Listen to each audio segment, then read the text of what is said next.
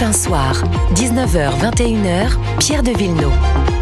Et c'est l'heure de l'interview politique. Bonsoir Mathieu Vallée. Mathieu Vallée qui va arriver en studio. Eh oui, le voilà, ça c'est les joies du direct. Bonsoir monsieur, installez-vous. Mathieu Vallée, candidat RN aux Européennes. Bonsoir à vous. Bonsoir à vous. Merci de votre invitation. Mais volontiers, écoutez, on est un peu chamboulé par cette annonce de Kylian Mbappé. Si vous voulez, on en reparlera si vous êtes fan de foot tout à l'heure. D'abord, je voulais quand même qu'on s'intéresse à ce drame qui a eu lieu hier dans un commissariat, dans le 13e arrondissement de Paris, avec ces deux policiers qui ont été grièvement blessés par un délinquant de 32 ans qui a réussi à prendre l'arme de l'un des policiers. On a eu les circonstances, ou en tout cas, pas toutes les circonstances, pas tout le détail. Mais comment est-ce que cela est possible aujourd'hui en France en 2024, Mathieu Vallée ? D'abord, je pense à ce policier ce soir qui est dans le coma artificiel et qui est toujours entre la vie et la mort. Il est courageux, il est combatif, il se bat pour rester en vie parce que ses collègues, la grande famille de la police, qui est tombée dans l'effroi depuis hier soir, l'attend avec impatience auprès des siens, auprès de sa famille, auprès de ses proches et de ses coéquipiers. Et donc, vous avez raison, aujourd'hui, comment une personne qui a agressé, dans ce qu'a déclaré le préfet de police de Paris et la procureure de la République, une dame avec un cutter dont les policiers ont procédé à l'interpellation pour protéger la vie de cette dame, ont risqué la leur au commissariat parce que cet individu s'est emparé de l'arme des policiers. Aujourd'hui, l'ensauvagement de notre pays fait que on n'hésite plus dans un commissariat à prendre l'arme d'un policier lorsqu'il était en train de passer le test d'alcoolémie, voir s'il était positif ou pas, à saisir une arme et à tirer sur les policiers pour les tuer. En tout cas, on est passé d'un acte de délinquance du quotidien qui est celui d'agresser une femme et qui est grave et sur lequel les policiers sont en première ligne, à un acte très grave criminel sur lequel il risque 30 ans de prison aujourd'hui puisque sa vie est hors de danger et il va devoir rendre des comptes à la justice, c'est le plus important, mais je pense encore à mes deux collègues et dont le deuxième policier qui, c'est la bonne nouvelle de la journée, si j'ose dire, ces gens sont plus en danger. Oui, il a pu voir sa famille et il est sorti effectivement, pour l'instant il est tiré d'affaire. Ça se passe comment dans un commissariat ? Alors vous allez me dire que c'est aléatoire, il y a combien de personnes ? Est-ce que c'est surveillé ? Comment est-ce qu'on peut, encore une fois, ça a l'air totalement inouï de prendre l'arme ? Elle n'est pas sur la table l'arme, elle est à la ceinture du policier, c'est ça ? Comment ça s'est passé ? Vous avez des détails ? Oui, non, moi j'ai pas des détails, j'y étais pas, donc. Vous avez des collègues qui vous ont raconté ? Non, mais vous savez, moi, je pars du principe que le soutien des policiers chez moi, il est de droit, il est acquis tout de suite. Il n'y a pas des conditions. Je vous parle pas de soutien ou pas de soutien. Non, je sais bien. Je voudrais juste savoir comment est-ce que c'est possible. L'enquête va le dire. Il faut prendre le temps de l'enquête. Le temps de l'enquête, c'est pas le temps médiatique. Et effectivement, on essaiera de comprendre pourquoi cet individu a saisi l'arme pour tirer sur les policiers. Moi, c'est ça qui m'interroge. Ensuite, dans un local de fouille, dans un local où vous soumettez à l'imprégnation alcoolique une personne interpellée, vous avez pas beaucoup d'espace, il y a plusieurs policiers et il se peut qu'il s'en ait pris violemment aux policiers puisqu'ils s'étaient déjà débattus lors de son interpellation. Je rappelle qu'ils ont dû faire usage du pistolet électrique qu'on appelle vulgairement le taser, le pistolet à impulsion électrique, et que derrière au commissariat, vu l'état d'excitation et d'agitation qui prévalait déjà lors de l'interpellation, il se peut que ça ait continué au commissariat et que les policiers ont réagi avec un sang-froid et une réactivité hors norme. Quand vous avez quelqu'un qui saisit votre arme, qui vous tire dessus dans un local confiné, c'est jamais simple de réagir en un dixième de seconde avec les bonnes méthodes, la bonne manière de faire. Vous dites que ça aurait pu être encore pire en fait. Oui, mais bien sûr, de toute façon, vous avez les raison policiers, de le dire. dans ce qu'ils racontent, c'est que en intervenant chez cette dame qui est agressée au cutter, il y avait déjà une patte au genre de sang. Et que, en réalité, cette personne qui est aujourd'hui sous les mains de la justice était déterminée à s'en prendre physiquement à cette dame et ensuite aux policiers. Et moi, dans la République, en aucun cas, et je sais que vous le faites pas, mais je le dis pour les âmes qui ne sont pas forcément pro-police, je ne justifierai cet acte contre les serviteurs de la République. Vous savez, ça a été dur. Moi, hier soir, le téléphone a sonné vers 22h30. C'est des policiers qui m'ont prévenu. À cette heure-là, c'est jamais pour annoncer des bonnes nouvelles. Voilà, moi j'ai eu très peur parce que ma plus grande hantise, c'est qu'on perde des camarades de la gendarmerie ou des collègues policiers en chemin. C'est des pères de famille, c'est des mères de famille, c'est des gens qui ont des familles et qui, pour une misère par mois, protègent votre vie, la mienne, celle de tout le monde, y compris de celle qui crie, tout le monde déteste la police.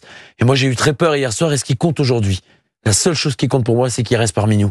Parce qu'on a déjà perdu trop de gens sur la route. On a déjà perdu trop de camarades et de collègues qui ont servi la République. Vous avez eu Éric Masson, policier d'Avignon, tué sur un point de deal. Vous avez eu Manon, Paul et Steven, dont dans quelques jours, on fera une marche en leur hommage, parce qu'il y a un an, il y a quelqu'un alcoolisé sous stupéfiant qui les a percutés à contresens sur une voie rapide dans le Nord. Donc vous voyez, on a perdu trop de monde en route. Et ça, c'est quelque chose contre lequel je veux combattre. C'est pour ça que je me suis engagé en politique. Est-ce que vous avez peur qu'un jour, non pas qu'il n'y ait plus de policiers, on ne peut pas envisager ça, mais ce métier est tellement difficile, avec ce qui vient de se passer dans l'enceinte d'un commissariat, est-ce que vous avez peur que ça ne donne plus envie de devenir policier ? Mais c'est ça qui est formidable, c'est que l'envie, elle est présente, les recrutements sont toujours abondants et les policiers gardent toujours la foi. Et pourquoi je me suis engagé en politique? Malgré le manque de formation par rapport aux gendarmes, Oui, malgré tout ce dont on parle. Il faut arrêter les comités théodules, les Beauvau de ceci, les Beauvau de cela, les réunions ceci. On connaît les problèmes, maintenant il faut des solutions. Et moi, si j'ai arrêté le syndicalisme et que je suis engagé en politique, c'est parce que j'en avais marre qu'on soit pas entendu.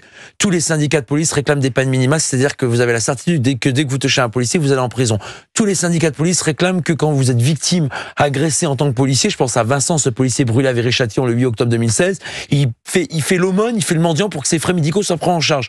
Et ben tout ça, c'est des mesures qu'on propose. Nous, dans notre parti, on aide la terre entière, tous les étrangers qui ont besoin d'un médical d'État, 1 milliard d'euros par an, je le rappelle, on les aide. Ceux qui n'ont pas beaucoup de revenus, ils ont la couverture maladie universelle. Quand vous avez un policier qui est gravement blessé, de faire l'aumône, le mendiant, remplir 20 000 papiers, des télégrammes, des dossiers, des documents en ligne pour être pris en charge. Et ben nous, ça sera très simple. Vous êtes blessé, vous êtes pris en charge automatiquement et vous n'avez pas honte de demander aux médecins, aux praticiens, aux spécialistes d'être pris en charge. Vous êtes agressé, l'agresseur ira quelques jours, quelques semaines en prison. Voilà. Vous êtes sur la voie publique, vous aurez une présomption de légitime défense quand vous avez 1/10 de seconde pour protéger votre vie et accessoirement, pardon de le dire, la leur. Tout ça, c'est des propositions qu'on fait. Tout n'est pas fait aujourd'hui pour les protéger, tout n'est pas fait pour les soutenir, tout n'est pas fait pour les accompagner quand ils sont atteints dans leur chair. Et ben dans le parti que j'ai l'honneur d'incarner avec Marine Le Pen et Jordan Bardella, tout ça, ça changera parce qu'on aura le courage de mettre en place ces mesures au-delà des dogmatismes et des corporatismes politiques. Il faut que toute la classe politique soutienne ceux qui nous protègent, ce qui aujourd'hui n'est pas le cas. Est-ce que, avec l'échéance des Jeux Olympiques qui arrive, est-ce qu'on est sécurisé pour nous, les Français, et pour toutes les nations qui vont venir à Paris ? La cérémonie d'ouverture fin juillet, le 26 juillet 2024, ça va être une cérémonie avec un défi sécuritaire hors norme. Vous avez 6 km qui partent de la porte de Bercy jusqu'au Trocadéro qu'il va falloir sécuriser. Les points hauts, les accès, ceux qui ont un billet, ceux qui n'ont pas de billet, les transports en commun, les navettes, puisqu'il seront un peu plus de 100 navettes de délégation sur la Seine, les ponts, il y a plus d'une dizaine de ponts. Donc on voit que ça va être quelque chose qui va être hors norme. Et vous savez, j'espère qu'après ces Jeux Olympiques, dont j'espère qu'on ramènera beaucoup de médailles, mais après ces Jeux Olympiques, j'espère que les policiers vont pouvoir un peu souffler. Il y a eu les manifs contre les retraites avec l'ultra-gauche qui a sapé ces manifestations. Il y a eu les émeutes. Il y a eu ensuite le roi d'Angleterre. Il y a eu ensuite les événements internationaux, notamment la Coupe du Monde de rugby. Il y a ensuite les 80 ans du débarquement en juin. Il y a ensuite les Jeux Olympiques. Vous imaginez qu'on demande depuis 2 ans aux policiers de ne jamais s'arrêter. Mais voilà, alors, est-ce qu'on est prêt ou pas? Parce que vous n'avez pas répondu à ma question. Ah bah si, je vous l'ai dit, moi je sais que les policiers et les gendarmes sont prêts parce qu'ils sont toujours sur le pont. Maintenant, il y aura une responsabilité politique. La cérémonie sur la Seine, c'était pas le meilleur des scénarios. Les policiers l'ont dit et mieux, ils l'ont écrit. Si il y a un échec de cette cérémonie, ce ne sera pas celle de ceux qui nous protègent, ce sera de celle de ceux qui décident. On regarde les sondages. Pour l'instant, la liste RN est en tête et pendant ce temps, le Premier ministre est allé au secours de Valérie Ayé, hier notamment en Bretagne, pour s'adresser aux éventuels électeurs de cette liste. Et il a dit que la méthode du RN, c'était la sortie de l'Union européenne. Alors qu'on sait que Marine Le Pen, elle a changé d'avis sur la sortie de l'Union européenne. Comment est-ce que vous interprétez ce message du Premier ministre Gabriel Attal ? Le Premier ministre, il est jeune, il fait des vidéos, il marque le J c'est le S, Jules c'est le sang, suite à la cérémonie de l'arrivée de la flamme olympique à Marseille. Alors qu'il soit comme un jeune et qu'il se mette à jour du logiciel du parti. Vous êtes jeune aussi, vous ? Oui, mais moi je mets mon parti politique et le logiciel à jour. Il est sur un disque rayé qu'il faut changer, mais il est plus au disque normalement. Il est censé à mettre à jour sur le logiciel. Et puis au lieu de porter secours à Valérie Ayé, il devrait porter secours à nos forces de l'ordre, à ces Français qui n'en peuvent plus, à cette France silencieuse qui souffre et qui est frappée de plein fouet par cet ensauvagement, par ce chômage, par cette misère, par cette colombe, cette femme qui a été poussée vers la sortie des Restos du Cœur et qui, bon an mal an, a été réintégrée parce que les élus du Rassemblement national et l'opinion publique s'est portée, si j'ose dire, à son chevet parce qu'ils étaient choqués de comment elle était traitée. C'est ça que le Premier ministre devrait s'occuper. Vous diriez que Gérald Darmanin ne le fait pas ? Le ministre de l'Intérieur ? En tout cas, ça fait un moment que je l'ai pas vu. Je sais pas si vous l'avez vu récemment, mais je l'ai pas vu à Marseille pour l'arrivée de la flamme olympique. Il était à Marseille. Je l'ai pas vu arriver au commissariat du 13e arrondissement au chevet des policiers qui ont été atteints dans leur chair et dans leur esprit par leurs collègues qui ont été grièvement blessés. Le rôle d'un ministre de l'Intérieur, c'est d'être en permanence sur le terrain, aux côtés des troupes, derrière les troupes pour les soutenir et devant les troupes pour les protéger. Donc le Premier ministre qui s'occupe des Français, qui s'occupe de leurs problèmes, mais qu'il arrête de s'occuper du RN. Vous savez pourquoi on est à 31, 32, 33%? Parce qu'on parle des problèmes des Français et mieux on a des solutions. Moi, Renaissance, je m'en fiche. La France Insoumise, ils font campagne pour Gaza. Renaissance, ils font campagne contre le Rassemblement national. Les Républicains, ils parlent comme nous. Ils pompent notre programme, mais ils n'osent pas nous rejoindre. Donc, qu'est-ce que je vous dise? Donc, c'est pour ça que les Français nous font confiance. Et j'espère que le 9 juin, ils traduiront cette confiance dans les urnes pour qu'on arrive en tête parce que c'est une étape. le 9 juin, tout commencera. Ça sera pas la fin, ça sera le début de la préparation d'alternance où les Français donneront un signal clair du parti qu'ils veulent voir arriver aux responsabilités en 2027. Une question pour vous, Mathieu Vallée, de William Tay. Oui, bonsoir Mathieu, on se croise souvent sur les plateaux de télé. Vous êtes, on se croisait. Oui, on se retrouve. On se retrouve. Vous êtes un policier engagé, vous défendez les policiers quotidiennement. Pierre vous a posé une question intéressante et je voulais l'élargir. Il vous disait que Marine Le Pen avait changé d'opinion sur la question de l'Union européenne, en raison du fait que ce soit plus porteur électoralement, en fait, de porter un certain électorat, notamment de droite, et de dire qu'elle voulait plus sortir de l'Union européenne. Comment vous faites éventuellement, si Marine Le Pen arrive à la tête de l'État, à l'Élysée, qu'elle décide, en fait, pour calmer éventuellement les banlieues, de changer de position et éventuellement de lâcher les policiers, comme l'a fait un certain Christophe Castaner? Est-ce que vous êtes sûr et certain que Marine Le Pen ne va pas lâcher, comme sur la question de l'euro, comme sur la question de l'âge de la retraite, etc., parce qu'elle a changé de beaucoup de position ces dernières années? Est-ce que vous êtes certain qu'elle défendra coûte que coûte les forces de l'ordre, ou à la moindre polémique, comme sur les questions budgétaires ou sur les questions de l'euro ou de l'Union européenne, elle ne va pas lâcher les policiers, en fait, pour calmer la foule? Réponse de Mathieu Vallée. Ah mais moi j'ai confiance en Marine Le Pen et Jean Baptiste, c'est pour ça que je les ai rejoints. Mais je crois que vous êtes trompés de parti. Ceux qui disent qu'il y a des violences policières et des contrôles aux faciès, c'est le président Macron sur le média brut il y a 2 ans. Celui qui a dit que le comportement du policier Florian vis-à-vis de Naël l'été dernier était inexplicable. C'est aussi le président Macron au mépris de la présomption d'innocence auquel ont droit les policiers. Je sais qu'on s'est habitué dans notre société à ce que ça soit des sous-hommes, des sous-justiciables, mais en tout cas c'est pas mon cas. Et donc dans le parti qu'on a, on a des propositions, je viens de vous les égrener, et moi j'ai la certitude que Marine Le Pen et Jordan Bardella seront dans les preuves d'amour plus que les mots d'amour, mais les mots d'amour ça compte. Parce qu'avant de passer dans les actes, il faut d'abord qu'on soit sur la même base, le même socle de la nation avec les mêmes valeurs. En tout cas, c'est celle qu'on porte. Sur l'Union européenne, aujourd'hui, on voit bien que l'inflation est hors norme. On voit bien que le marché de l'énergie font qu'à la fin du mois, les Français ont leur facture d'électricité qui explose. On voit bien que les agriculteurs, tous les 2 jours, se suicident et ils en peuvent plus. Donc, si tout marchait bien avec l'Union européenne d'Emmanuel Macron, vous imaginez bien que les Français ne se porteraient pas sur votre liste. C'est pas ça ma question. Moi, je sais que vous êtes un policier convaincu, mais il y avait d'autres personnes avant vous qui ont occupé la même place, comme Florian Philippot, qui était convaincu que Marine Le Pen appliquerait un programme en faveur du Frexit, qu'à l'époque, ce qu'il impliquait. Il n'était pas policier. Ce qu'il avait conduit à son départ, parce que lui était porté sur la question de Frexit. Est-ce que vous n'avez pas peur non plus que Marine Le Pen vous trahisse, comme elle a trahi Philippot ou d'autres personnes avant vous, et qu'elle se dise ensuite là, après la tête de liste, c'est Jordan Bardella. Oui, Jordan Bardella, mais ensuite après qu'elle se dise éventuellement que si par cas, tout le monde pense globalement que si Marine Le Pen arrive à la tête de l'État, il y aura des émeutes dans les banlieues. Est-ce que vous ne pensez pas que pour calmer des éventuelles émeutes de banlieue, elle va lâcher les policiers en reste campagne, comme ça arrive souvent malheureusement dans la classe politique? Aujourd'hui, les émeutes dans les banlieues, c'est pas à cause de Marine Le Pen et Jordan Bardella, c'est à cause de responsables qui sont en place au pouvoir. On achète la paix sociale et finalement on a le déshonneur et la guerre. Voilà, on a mis Florian, le policier qui a fait feu sur Naël en prison en pensant acheter la paix dans les quartiers. Moi, j'y étais en première ligne. À ce moment-là, j'étais sur le terrain, j'étais pas dans les plateaux télé ou dans les studios radio.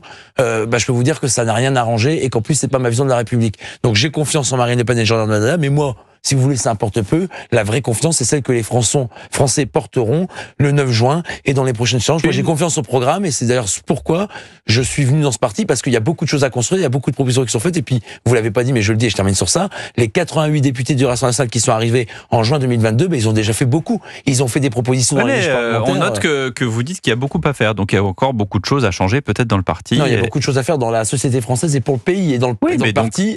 On construit encore des projets. Mais parce que la société, logiciel, c'est ce que vous disiez, oui, c'est comme les smartphones. Peine minimale, peine plancher, présomption légitime de défense, abaissement de la majorité pénale à 16 ans, fin de l'excuse de minorité, centre éducatif fermé, des problèmes de délinquance, fin des allocations familiales pour les mineurs récidivistes. C'est des propositions concrètes quand même. Une question de Jonathan.